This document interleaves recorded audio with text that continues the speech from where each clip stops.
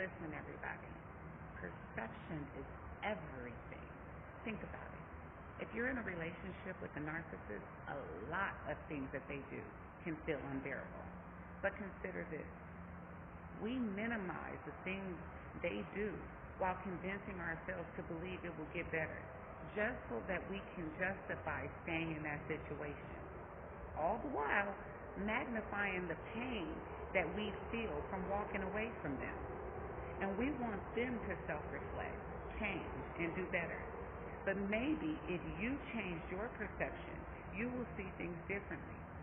Ask yourself, why is freeing yourself from that relationship and creating boundaries that says that you don't tolerate abuse or mistreatment more unbearable and fearful to you than staying and dealing with the mistreatment?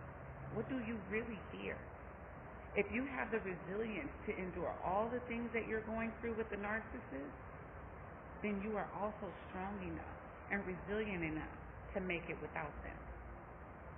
You have to hold yourself accountable to self-reflection before you can hold anyone else accountable for it.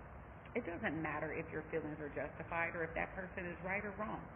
The questions you should ask yourself is this: if their treatment towards you and the pain that it causes is really that unbearable, and if so, realize that if you don't love yourself and respect yourself enough to keep yourself safe and to make sure that you're not standing for mistreatment or abuse, why would anyone else? Why would they value you and stop mistreating you? You can't change what you accept. Further, ask yourself, if you are as resilient for your own goals, peace, and independence as you are for the narcissist and showing up for that relationship. Because it takes resilience to deal with all that. It takes strength to deal with all that. But you're applying it to the wrong area. Remember, you have survived 100% of your challenges thus far. It is all about perception. Everything comes into your life for a reason.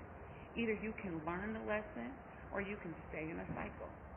Justifying your right to be hurt and offended doesn't give you the right to stay hurt and offended. If you have a pebble in your shoe and you're on your way to an important journey, you can either continue to walk with that pain or you can stop and pull the pebble out of your shoe. If you want someone else to change their behavior, start by changing your own.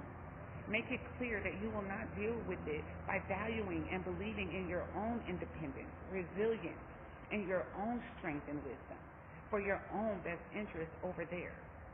View your obstacles and struggles as an opportunity to get to know yourself more.